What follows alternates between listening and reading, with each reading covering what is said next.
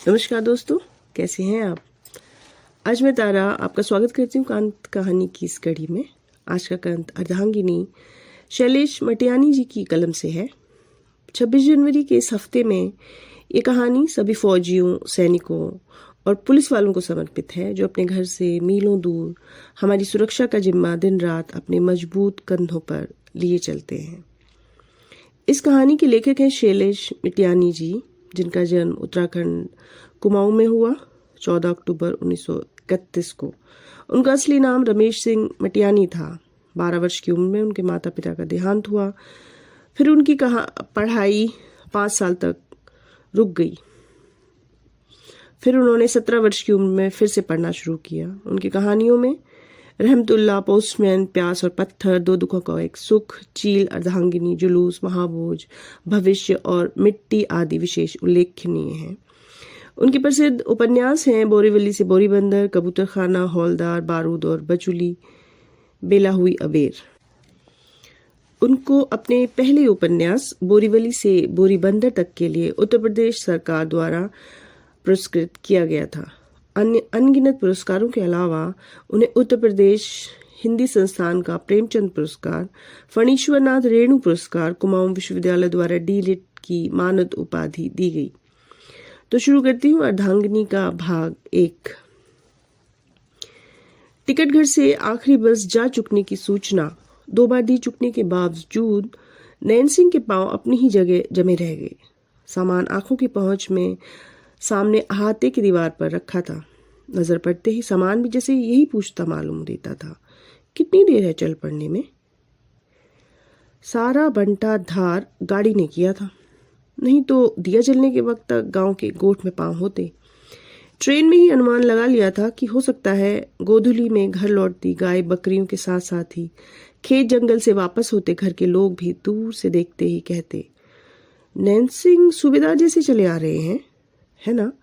खास तौर पे सूबेदारनी तो सिर्फ धुंधली सी आभा ही पकड़ लेती है, और कहीं रमुआ के बाबू तो नहीं।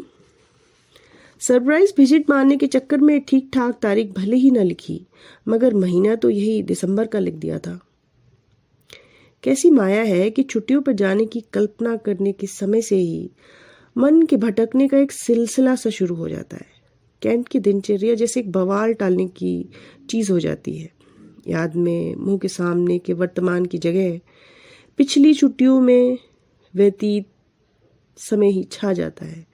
पहाड़ की घाटियों में कोहरे के छा जाने की तरह, जो खुद तो धुंध के सिवा कुछ नहीं मगर जंगलों और पहाड़ों तक को अंतर्ध्यान कर देता है। दिखाई कुछ भी सिर्फ सपनों में पड़ता है, लेकिन आवाज तो जैसे हर वक्त साथ रहती है। जाने कौन साथ में यात्रा करती महिला कहीं बाथरूम की तरफ को निकली होगी। बिल्कुल भिमुआ की माँ के पाँव की सी आवाज हुई थी। रात के सन्नाटे में एक तरफ सोलगाड़ का बहना कानों तक आ रहा था, दूसरी तरफ घर का काम निपटा कर आ रही सूबेदारनी के झावरों की आवाज ही क्यों, धीरे धीरे छवि भी बनने लगती है। धीरे धीरे तो बाबू, बच्चों सभी की, मगर मुख्य रूप से उसी की, जो कि 2-3 वर्षों के अंतराल में छुट्टियों की तैयारी होते ही प्रकृति की तरह प्रकट होती जाती है। मन में होता है कि ट्रेन ससुरी तो बार बार ऐसे अड़ियल घोड़ी की तरह रुक जाती है। यह अकेले चलेगी, हम इसे उड़ा ले चले। रेलगाड़ी, बस से यात्रा करते समय भी सारा रास्ता पैदल पैदल ही नाप रहे होने का सा भ्रम घेरे रहता है। गाड़ी रुकते ही एक कदम गाड़ी के नीचे और दूसरा अगला कदम सीधे घर के आंगन में रखने का मन होता है।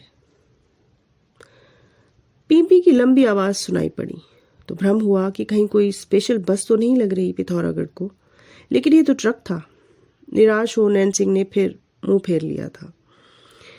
फिर पीपी हुई, घूम कर देखा तो फिर वही ट्रक था। जैसे ही रुख बदला फिर वही पीपी।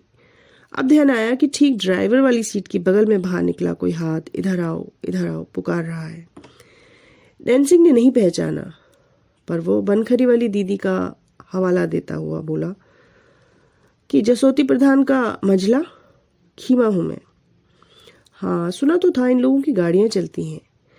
खीम सिंह का बोलना देवताओं के आकाशवाणी करने सा प्रतीत होता गया और साथ चलने का सिग्नल पाते ही नैन सिंह सूबेदार सामान ट्रक में रखवाने की युद्ध स्तर की तत्परता में हो गए, जैसे कि ये ट्रक ही एकमात्र और आखिरी साधन रह गया हो गांव पहुंचने का। अच्छा होता अंबाला से एक चिट्ठी बनखरी वाली दीदी को भी लिख दी जाती कि फला तारीख के आसपास घर पहुंचने की उम्मीद है। घरवाली ने जागर भी खोल रखा है और हाट की कालिका ने पूजा भी देनी हुई। तुम भी 1-2 दिनों को जरूर चली आना। जीजा जी तो पाकिस्तान के साथ दूसरी लड़ाई के दिनों में मारे गए। पेंशन याफ्ता औरत है। भाई बहनों के साथ साथ कुछ कर्मक्षेत्र का रिश्ता भी बनता है हम में। पिथौरागढ़ के ज्यादातर गांवों की विधवाएं तो फौज में भर्ती हुए लोगों की ही होंगी, नहीं तो पहाड़ के स्वच्छ हवा पानी में बड़ी उम्र तक जीते हैं लोग। ट्रक के स्टार्ट होते ही नैन सिंह को जैसे पंख लग गए हों। ट्रक का रूप कुछ ऐसा हो गया था जैसे कि नैन सिंह सूबेदार बैठे हैं तो वह भी चल रहा है पिथौरागढ़ को, नहीं तो कहाँ इस शाम के टाइम टनकपुर से चंपावत तक की चढ़ाई चढ़ता फिरता। खीम सिंह ने पहले ही बता दिया था कि रात तो आज चंपावत में ही पड़ाव करना होगा, लेकिन सुबह 10 बजे तक पिथौरागढ़ सामने। यहाँ टनकपुर में ही ठहर जाने का मतलब होता कि कल शाम तक पहुंचना। हालांकि घर तक पहुंचने का जो आनंद ठीक सुबह सुबह का है, दोपहर में कहाँ। देखिए तो काल भी अजब वस्तु है, सब जगह और सब समय काल भी एक सा नहीं। शाम का समय जो मतलब पहाड़ में रखता है, खासतौर पर किसी गांव में, वह मैदानी शहरों में कहाँ। पिछले साल ठीक संध्या झूलते में पहुंचना हुआ और संयोग से घर के सारे लोगों में पहले रुकमा सूबेदारनी यानी भीमुआ की माँ वही सामने पड़ गई। तो क्या हाल हुआ था सूबेदारनी का, और क्या हाल हुआ खुद सूबेदार का। क्या गजब के 15 साल पहले चैत के महीने शादी हुई थी और बन की हिरनी का सा चौंकना अभी तक नहीं गया। भीड़ भाड़ वाला क्षेत्र पार करते करते खीम सिंह के साथ तरह तरह की गप्पे मारते हुए, कैप्स्टन की सिगरेट की फूंक उड़ाते हुए नैन सिंह सूबेदार अतीत में डूबते ही चले गए। खीम सिंह ट्रक के साथ साथ खुद को भी ड्राइव करता जान पड़ता था। उसकी सारी इंद्रियां जैसे पूरी तरह ट्रक के हवाले हो गई थी। और देखिए तो यह टनकपुर से पिथौरागढ़ की तरफ को जाते या उस तरफ से आते हुए रास्ते पर गाड़ी चलाना भी किसी करिश्मे से कहाँ कम है। पलक झपकते में ऐसे ऐसे मोड़ हैं कि ड्राइवर का ध्यान चुकते ही बसेरा नीचे घाटी में ही मिलता है। ट्रक रफ्तार से ज्यादा शोर पैदा कर रहा था। आखिर 2-3 किलोमीटर पार करते करते मैंने ही पहले ट्रेन में रात भर ठीक से न सो पाने की भूमिका बांधी और फिर आंखें बंद कर ली। मगर नींद कहाँ, आंख बंद करते ही सड़क ट्रक के साथ ही मुड़ती जान पड़ती थी। ट्रक सड़क के साथ जाता हुआ नीचे अब मीलों गहरी घाटियां हैं और खीम सिंह का या खुद ट्रक का ध्यान जरा भी चुका नहीं कि सूबेदार नैन सिंह ने हड़बड़ाकर आंखों को खोल दिया तो सामने एक एक नजारा जैसे पूछ रहा हो, आंखें क्यों बंद कर ले रहे हो। सचमुच में नींद हो तो और बात है, नहीं तो टनकपुर पिथौरागढ़ को अधर में टांगती सी सड़क पर कहाँ चैन से कोई आंखें बंद कर ले। रुकमा सूबेदारनी की एक एक छवि को याद करते रहो। पिछली छुट्टियों में रामी यानी रमुआ सिर्फ 1.5 साल का था और साला उल्लू का बच्चा बिल्कुल बंदर के बच्चे की तरह मां से चिपका रहता था। इस बार की छुट्टियों के लिए तो सूबेदार ने तब एक ही कोशिश रखी कि 2 लड़के मोर देन सफिशिएंट माने जाने चाहिए। जरूरत अब सिर्फ एक कन्या राशि की है। कहिए साहब, जो आनंद कन्या की लालन पालन में है, जैसे वह आईने की तरह आपको अपने में झलकाती सी बोलती बतियाती है, वह बात ससुरे लड़कों में कहाँ। इसलिए पिछली बार यह प्रार्थना की, हे मैया हाट की कालिका, आगे क्या कहूँ, तो खुद अंतर्यामिनी है। चलते चलाते ही यह बात भी याद आ गई नैन सिंह सूबेदार को कि अब की बार घर से इस प्रकार की कोई खबर चिट्ठी में नहीं आई। लगता है मैया पूजा पाने के बाद ही प्रसाद देंगी। वह भी तो आदमी के सहारे है। जैसी किसी की मान्यता हो वैसी समरूप वो भी ठहरी।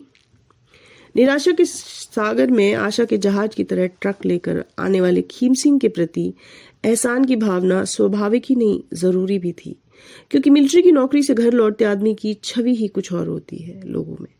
फिर खीम सिंह तो दीदी के यहाँ से भी रिश्ता हुआ।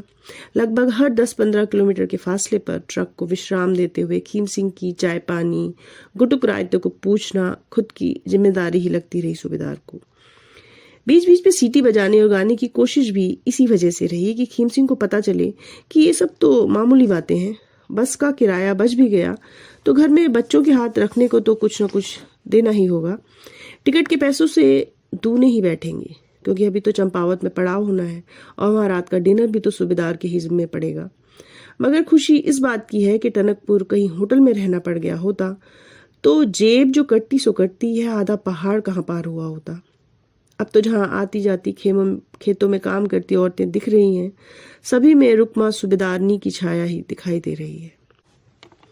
अभी अभी भूमियाधार की चढ़ाई पार करते समय न्योली गीत गाती कुछ अपने को ही दिल का हाल सुनाती जान पड़ रही थी। जैसे कहती हो कि पलटन से लौट रहे हो, हमारे लिए क्या लाए हो। मन तो हुआ कि कुछ देर को ट्रक रुकवा कर या तो उन औरतों के पास तक खुद चल दिया जाए या उन्हें ही इशारा किया जाए कि यहाँ तक आकर ये गीत टेप करा दें। फिलिप्स का ट्रांजिस्टर कम टेप रिकॉर्डर यानी 2 in 1 इसी मकसद से तो लाए हैं। लेकिन सबसे पहले बाबू से कुछ जागर गवाना है, तब खुद सूबेदारनी की न्योली गीत टेप करनी है। माँ तो परम धाम में हुई। कुछ ही साल पहले तक दोनों सास बहू मिलकर न्योली गीत गाती थी और ज्यादा रंग में हुई तो एक दूसरे को गले भी लगा लेती थी। स्त्री तत्व भी क्या चीज हुआ ना, सारे ब्रह्मांड में व्याप्त ठहरा। कोई ओर छोर थोड़े हुआ इनकी ममता का, अपरंपार रचना हुई। नाना रूप नाना खेल, देखिए तो क्या कर सकता है 1000 बंदिशों का मारा बंदा। सूबेदारनी से मिलती जुलती और खुद के दिल का हाल सुनाती सी औरतों का ओझल होना देखते चल रहे हैं नैन सिंह। सूबेदार भी चलने वाला तो हर हाल में आदमी ही ठहरा। आदमी चलता रहे तो गाड़ी मोटर सड़क खेत खलियान पेड़ जंगल और पशु पक्षी भी साथ चलते रहे। आदमी रुका तो सब रुक जाते हैं। आदमी जब तक देखता है तब तक अपरंपार सृष्टि का सभी कुछ प्राणवान और विद्यमान हुआ। आदमी की ओझल होते ही सब कुछ शून्य हो जाने वाला ठहरा। माँ का स्वयं के परम धाम से धारते समय का नैनू अरे कहते हुए पूरे चेहरे पर हाथ फिराना ध्यान में आ गया तो रुकमा सूबेदारनी को देखते ही हिरनी का सा चौंकना। फोटो कैमरामैन हो जाने वाली ठहरी यह औरत, आपके एक एक नैन नक्श को प्रकट करती। ऐसा ध्यान कीजिए कि 15 सालों की गृहस्थी में भी आंखों की आब जौ की त्यों बनी हुई है और बाकी तो शरीर में जो है सो है, मगर आंखें क्या चीज हुई कि प्राण तत्व तो यहीं झलमल करता हुआ ठहरा। फिर सूबेदारनी का तो हाल क्या हुआ कि खीम सिंह स्टीयरिंग व्हील को हाथों से घुमा रहा है, वैसे आपको सूबेदारनी सिर्फ आंखों से घुमा सकने वाली हुई। यह बात दूसरी हुई कि अनेक मामलों में वो रिजर्व फॉरेस्ट ही ठहरी। नैन सिंह सूबेदार का अनायास और अचानक हंस पड़ना जैसे जंगल की वनस्पतियों और पक्षियों तक में विलीन हो गया। खीम सिंह का ध्यान भी चला गया इस अचानक के हंस पड़ने पर, तो उसने भी यही कहा कि फौज का आदमी तो बस इन्हीं 4 दिनों की छुट्टियों में जी भर हंस बोल और मौज मजा कर लेता है दाजियो। कुछ जानदार वस्तु तो आप जरूर साथ लाए होंगे। यहाँ तो पहाड़ में ससुरी आजकल डाबर की गौ माता का दूध मुंह चल रहा है। मृत संजीवनी सुरा 3x rum black knight Peter Scott whisky और ईगल ब्रांडी जैसी चीजें तो औकात से बिल्कुल बाहर पहुंचा दी सरकार ने। चंपावत आते ही खीम सिंह ने ट्रक को पहचान के ढाबे के किनारे खड़ा कर दिया, कुछ ऐसे ही मनोभाव में जैसे गाय भैंस स्थान पर बांध रहा हो। उंगलियों की कैंची फंसाकर लंबी जमाई लेते हुए कहा, जय हो कालिका मैया की। आधा सफर तो सकुशल कट गया और फिर सूबेदार को एक टक दिखने लगा। अर्धांगिनी का भाग 1 बस यहीं तक। कल इसका भाग 2 फिर लेकर आपके सामने उपस्थित होंगी। तब तक के लिए धन्यवाद, नमस्कार।